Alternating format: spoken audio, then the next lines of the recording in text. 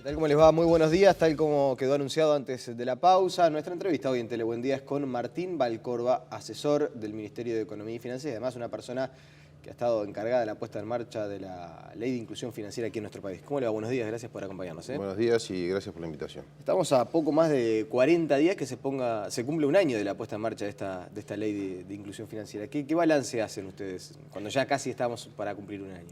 La evaluación que estamos haciendo es altamente favorable de lo que ha sido la implementación de la ley hasta el momento, en los diversos aspectos que ya hemos implementado, tanto en lo que tiene que ver con la puesta en práctica de la rebaja del IVA, que fue lo primero, digamos, lo más visible a partir del 1 de agosto del año pasado, que es lo que estamos por cumplir un año, como en los otros aspectos de la ley que ya han sido implementadas, como por ejemplo, digamos, lo que tiene que ver con el programa de ahorro joven para acceso a la vivienda, que está funcionando y con una apertura de cuentas por parte de jóvenes importante, la promoción que se ha implementado para facilitar la expansión de los POS a nivel de los comercios, que ha tenido un crecimiento también muy grande.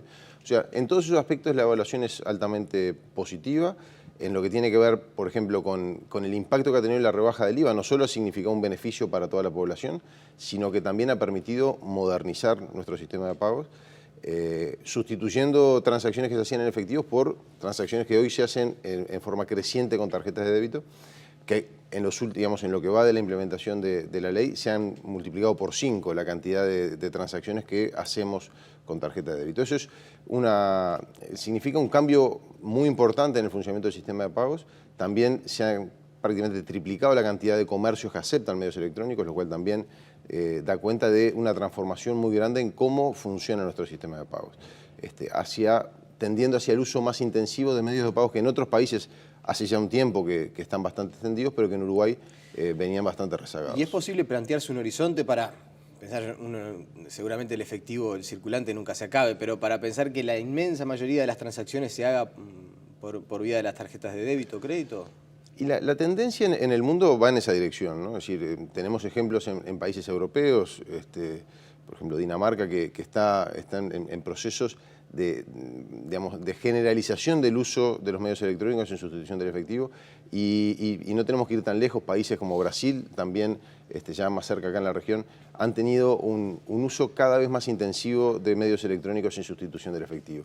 Se trata de medios que no solo son más eficientes, pensemos en que el manejo del efectivo es muy costoso para la economía. O sea, no solo se trata del costo de emitir el dinero, sino todo lo que tiene que ver con el traslado, los temas de seguridad vinculados al movimiento del efectivo.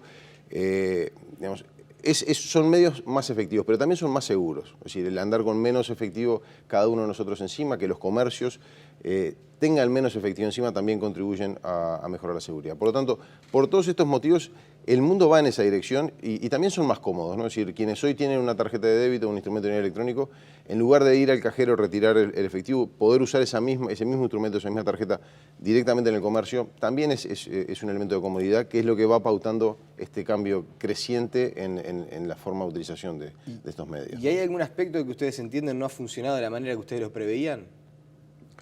Digamos, ¿algún ajuste que se le tenga que hacer al sistema? No, realmente estamos muy satisfechos con cómo viene funcionando toda la implementación de la ley. El tema que viene un poquito más retrasado en la implementación tiene que ver con el pago de remuneraciones, que teníamos previsto que sobre fines del año pasado quienes hoy cobran en efectivo tuvieran la posibilidad de elegir, digamos, tener el derecho de poder elegir para empezar a cobrar a través de medios electrónicos.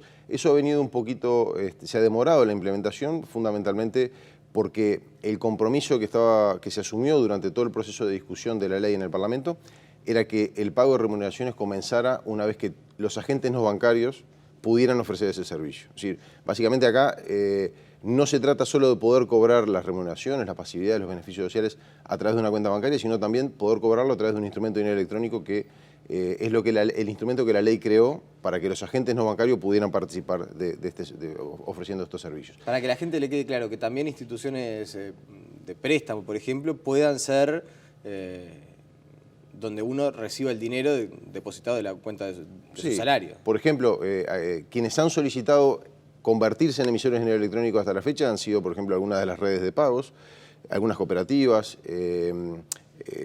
ANDA y algunas otras organizaciones nuevas que están empezando a surgir para ofrecer esta alternativa. Es decir, que en lugar de cobrar en una cuenta bancaria, yo puedo cobrar en una tarjeta prepaga, llamémosle para que quede un poco más claro, es decir, en el cual yo puedo almacenar en esa tarjeta los fondos, por ejemplo, vinculados al pago de remuneraciones, y poder utilizarlo en un comercio o para retirar el efectivo. Ese era, digamos, el instrumento que creó la ley para que los agentes no bancarios pudieran participar. Que esto no fuera una oportunidad de negocio solo para los bancos, sino que pudieran participar otros agentes. Por lo tanto, el compromiso era que el cronograma de incorporación de los trabajadores comenzara una vez que estos agentes no bancarios pudieran ofrecer el servicio. Y eso viene un poco retrasado en las autorizaciones que el Banco Central tiene que realizar para que puedan realizar estas actividades. Y por ese motivo es que no hemos todavía comenzado con este cronograma. En el resto de los temas, la ley viene funcionando como estaba previsto y repito, digamos, el balance es altamente positivo y creo que, aparte, digamos, crecientemente por parte de la población se ven los beneficios asociados a la puesta en práctica de la ley. Estaba previsto que en agosto empezara o pudiera el trabajador que cobra en efectivo empezar a reclamar la posibilidad de cobrar a través de algunos de estos agentes. ¿Eso se va a posponer? Bueno, por ahora seguimos trabajando con la fecha del 1 de agosto, el próximo 1 de agosto, para que quienes hoy cobran en efectivo puedan solicitar, tengan el derecho de solicitar empezar a cobrar su sueldo a través de medios electrónicos. Estamos terminando de ajustar esa fecha dependiendo un poco de cómo en las próximas semanas el Banco Central continúe con el proceso de autorización de los emisores en el electrónico. Hasta el momento tenemos 3 emisores autorizados, faltan algunos que están en proceso y bueno, dependiendo un poco de eso, será el 1 de agosto, pero si no es el 1 de agosto, va a ser el 1 de septiembre. O sea, estamos en las etapas ya finales del proceso y prontos para que empiece a funcionar. Hasta tanto no culmine el proceso de autorizaciones con todos, no se puede empezar. Bueno, en realidad acá tenemos que distinguir dos situaciones distintas. Cuando la demora se origina en un problema del interesado que no presentó alguna información que era necesaria que se presentara ante el Banco Central, bueno, en esos casos, cuando la responsabilidad es del interesado, no vamos a esperar a que se cumplan con todos los requerimientos. Pero cuando la demora radica en que el Banco Central está en proceso de análisis y evaluación de los distintos materiales que le exige que se presenten, bueno, en ese caso sí, cuando la responsabilidad del Banco Central, vamos a contemplar que hasta tanto esas solicitudes no estén aprobadas no comience el cronograma. Pero el titular es que si no empieza el 1 de agosto, empieza el 1 de septiembre. Estamos, digamos, en cuestión de meses, esto ya va a ser una realidad y quienes hoy cobran en efectivo van a tener la posibilidad de cobrar a través de medios electrónicos. Ahora, un tema que es importante aclararlo, es decir, aun cuando al día de hoy no todos tengan la posibilidad de cobrar a través de medios electrónicos, existen medios alternativos para que todos podamos acceder o a una tarjeta de débito o a un instrumento de dinero electrónico sin costo, del cual beneficiarnos de la rebaja de los 4 puntos de IVA. Es decir, eso hoy ya está vigente. Por ejemplo, el Banco República ofrece una tarjeta prepaga, un instrumento de dinero electrónico, que es la Alfa Brow, que permite con esa tarjeta, que uno la puede obtener sin ningún costo, digamos, cargar, así como cargamos minutos en el celular, cargar dinero en esa tarjeta y usarla para comprar en los comercios y beneficiarnos de la rebaja de los 4 puntos. O sea, que aun cuando no hemos todavía podido implementar el pago de sueldos a través de mecanismos de medios electrónicos, existen medios alternativos sin costo para todos nosotros que nos permiten beneficiarnos de la rebaja del IVA. Y, por ejemplo, ¿no se ha retrasado un poco, o por lo menos se ha generado alguna dificultad para el consumidor, por ejemplo, en el pago de las facturas?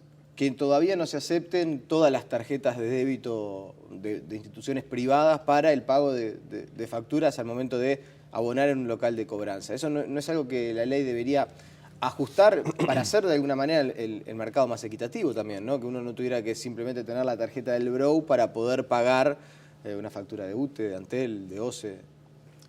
Es cierto, ese es un punto que de alguna manera para muchos continúa siendo un obstáculo, un problema para poder utilizar los medios electrónicos. Acá un tema que me parece importante plantear, es decir, la ley no obliga a los comercios a aceptar medios electrónicos, es decir, porque eso a veces es una confusión que existe. Es decir, el comerciante es libre de decidir aceptar o no aceptar. Lo que la ley establece es que si acepta tarjetas de débito o instrumento de dinero electrónico, no puede ofrecer condiciones más favorables a los pagos en efectivo que con tarjeta de débito. O sea, no está obligado a aceptarlo, pero una vez que decide aceptar, tiene que ofrecer las mismas condiciones a los pagos en efectivo que a los pagos con tarjeta de débito o dinero electrónico. Pero el comerciante puede decidir no aceptarlo. Lo mismo sucede con las redes. y es lo que estamos, las redes de pagos, es lo que está sucediendo en este momento. Las redes de pagos no han llegado a un acuerdo con los bancos privados.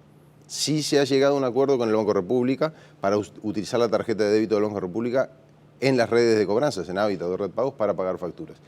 Nosotros venimos impulsando y tratando de facilitar y promover, digamos, que se llegue a un acuerdo entre los bancos privados y las redes de pagos de forma tal que podamos usar todas las tarjetas de débito en las redes para el pago de facturas. Es un tema que depende, digamos, ahí hay básicamente, no hay un acuerdo hasta el momento sobre las condiciones comerciales que regirían esas transacciones entre el emisor, entre los bancos privados y las redes. Y bueno, con nosotros confiamos que en la medida que esto se vaya generalizando, los bancos privados también vean la necesidad de flexibilizar las condiciones para permitir que sus clientes puedan utilizar sus tarjetas en las redes, porque al día de hoy es una desventaja, como tú señalabas, respecto a los clientes que tienen una tarjeta de débito de la Banca República. Bueno, esos elementos nosotros creemos que van a terminar llevando a que los bancos privados también de alguna manera se adapten a las condiciones que permitan el uso de esa tarjeta. Y en ese sentido, para salvaguardar el derecho del consumidor, ¿no puede haber una voluntad más explícita por parte del Ministerio de Economía para que se garantice la igualdad al momento de poder realizar una transacción en este sentido? Digo, porque si el sistema es tan beneficioso, la evaluación es tan positiva, parece de alguna manera como que la población queda rehén de intereses que son privados, intereses de los bancos privados, de la red de cobranza. En realidad uno no sabe dónde está ahí, por qué no se produce el acuerdo. Pero desde el gobierno, lo pregunto simplemente, se podría llegar a pensar en la eventualidad de, no sé si obligar, pero sí intimar a que lleguen a un acuerdo para que el cliente sea beneficiado y se termine por llegar a lo que ustedes pretenden, que es la mayor parte de la gente utilizando los mecanismos de pago electrónico. Sí, yo repito, decir, el marco legal actual no prevé la obligatoriedad de Por eso le planteaba, quizás puede haber una idea de pensar en replantearse el marco legal actual y algunas cuestiones que quizás hoy no se realizan de la manera en la que ustedes pensaban que podía llegar a realizarse, poder ajustarlas. Sí, nosotros, digamos, estamos evaluando la posibilidad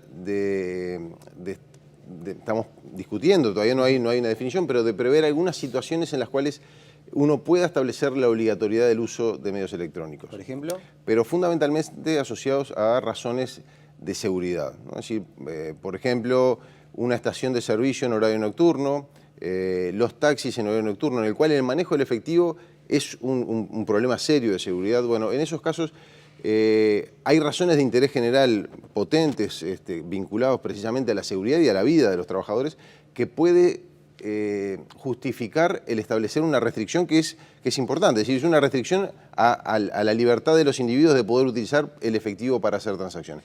En esos casos se está evaluando introducir algún tipo de obligatoriedad.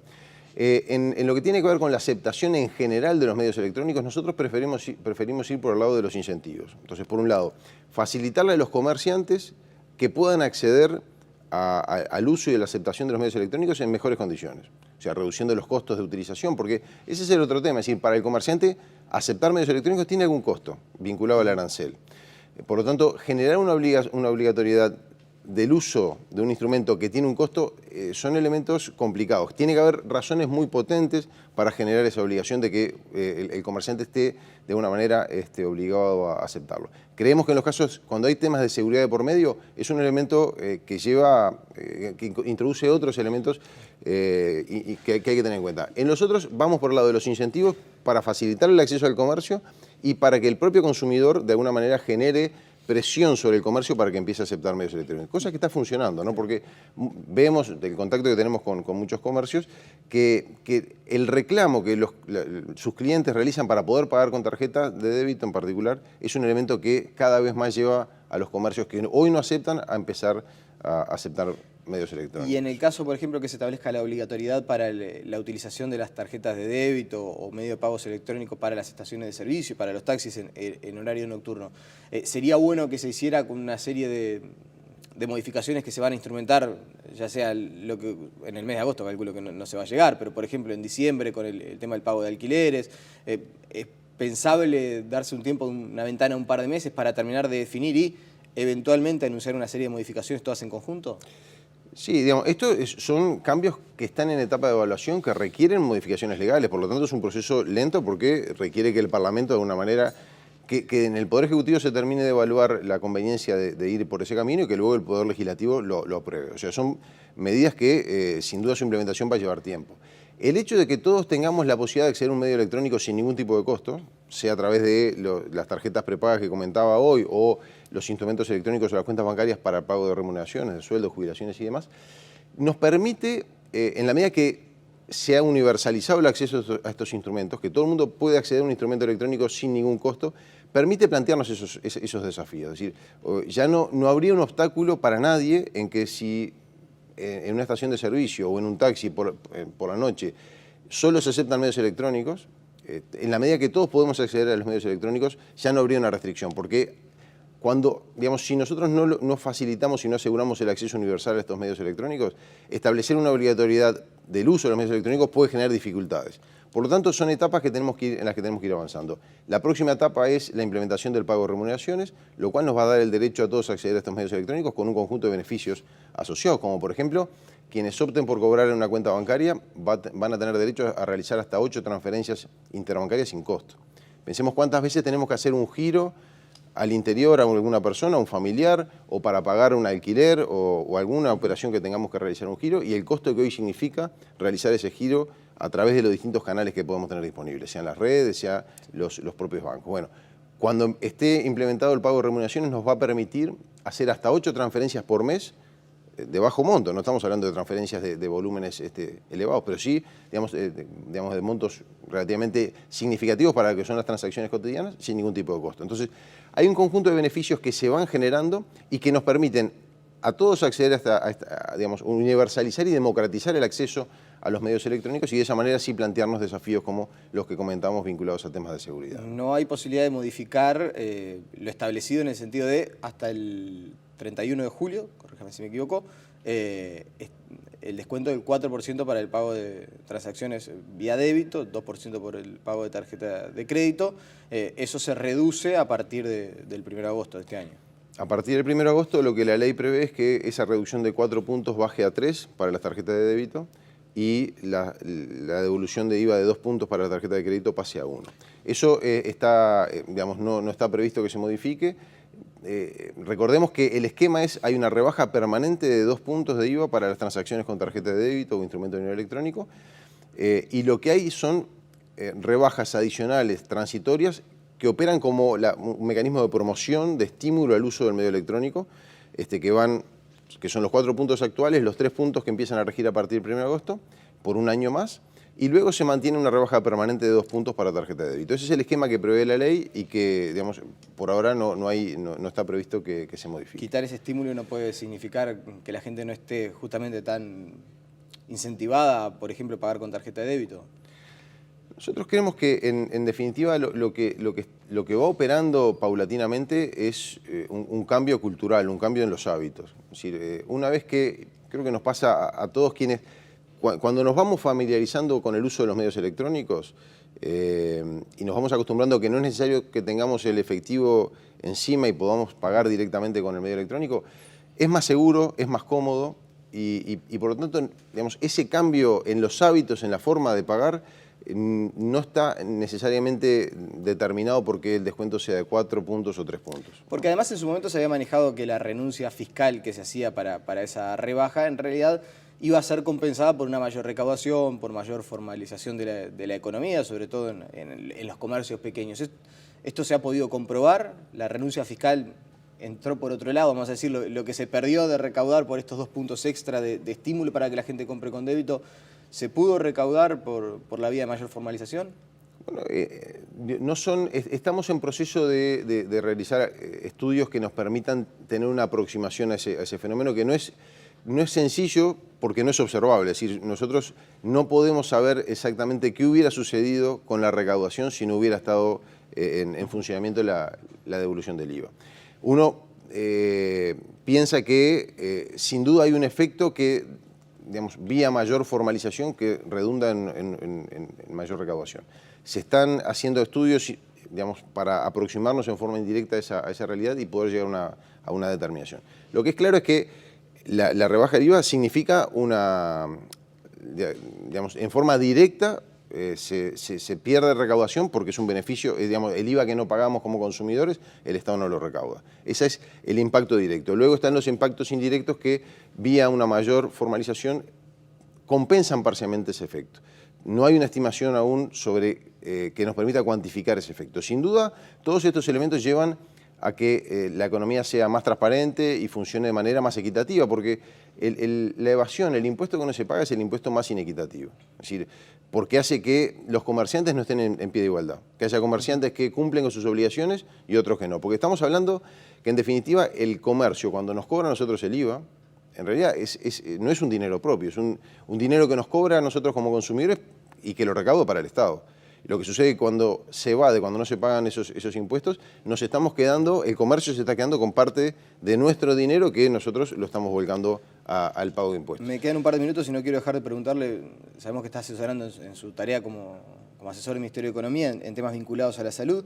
¿Es viable un sistema como el FONASA con pérdidas de para este año, más de 400 millones de dólares?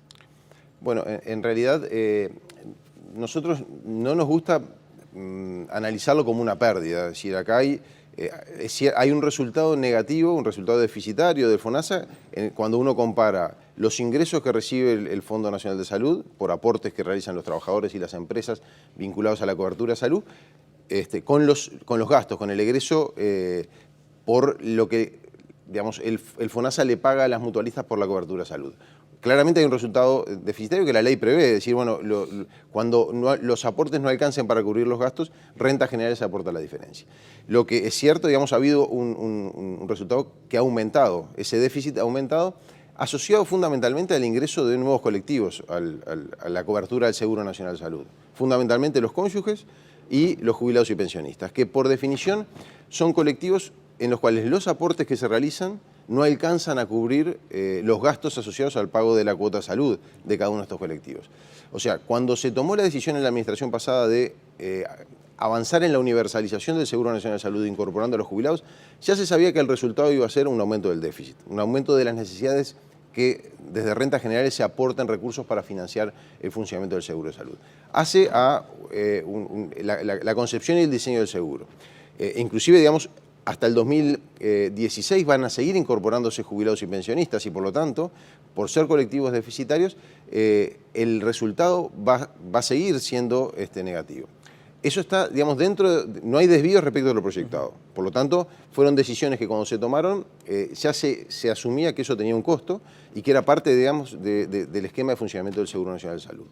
Es cierto que esto llega un momento en el cual el resultado negativo empieza a presionar sobre las finanzas públicas y eso genera un límite para el futuro, en el sentido de decir, bueno, ya no es tan fácil seguir incorporando nuevas prestaciones y demás.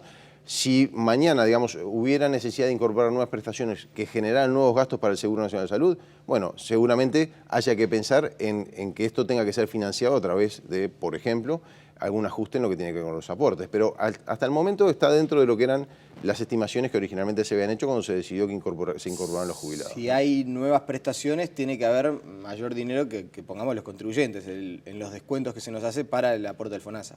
Y ese es el único mecanismo. O sea, el FONASA se financia con los aportes que realizan trabajadores y empresas por la cobertura del seguro de salud y el resultado, digamos, negativo, si existiera, lo cubre Rentas Generales. Ya estamos llegando a una proyección en la cual, cuando el proceso de incorporación de todos los colectivos haya culminado, el resultado del FONASA va a ser negativo y en torno al 1% del producto. Estamos llegando a niveles que ya no nos permiten seguir pensando que esto es posible que siga aumentando. Una crisis, ¿no?, un poco más severa en el país, una circunstancia económica que no acompañe, tener un 1% del producto que ya uno sabe que va a tener que ir destinado a ese gasto, en el mediano plazo puede resultar un inconveniente. De alguna manera marca las prioridades en materia del gasto que ha definido el gobierno. Es decir, como uno tiene determinadas transferencias que se realizan al Banco de Previsión Social para la cobertura de las jubilaciones, bueno, de esta manera, cuando uno proyecta los egresos, los compromisos de gastos a futuro, bueno, hay una parte que está de alguna manera ya comprometida para lo que es la cobertura del Seguro Nacional de Salud. Eso sin duda es así. y genera rigideces en lo que tiene que ver con el gasto a futuro. Son todos elementos que hay que tener en cuenta a la hora de diseñar el conjunto de la política fiscal y la política presupuestal. Lo que me parece importante señalar es que esto está dentro de lo planificado, o sea, no hay un desvío respecto a lo que se previó en su momento. Simplemente hay prioridades que se fueron definiendo, en este caso la cobertura y la incorporación al Seguro Nacional de Salud de colectivos como los jubilados y los pensionistas, que el aporte que realizan sobre su jubilación, que además en ese caso no hay aporte patronal, como pasa en los trabajadores, es simplemente el aporte personal, bueno, ese aporte personal no alcanza a cubrir el costo de la cobertura de salud. Son, digamos, las prioridades en materia del gasto que se fueron definiendo, que sin duda comprometen y generan menores márgenes de acción en el futuro, a la hora, por ejemplo, de poder evaluar extensiones en la cobertura y demás, que ahí sí, de alguna manera, cada vez nos vamos acercando a una situación que nos va a requerir, en caso de querer seguir avanzando, la necesidad de aumentar los aportes para no seguir incrementando el resultado negativo que tiene el FONASA. Martín Valcorba, le agradecemos su presencia esta mañana aquí en Tele Buen Día. Bueno, muchas gracias a ustedes y, como siempre, a las órdenes. La pausa y enseguida seguimos con más información.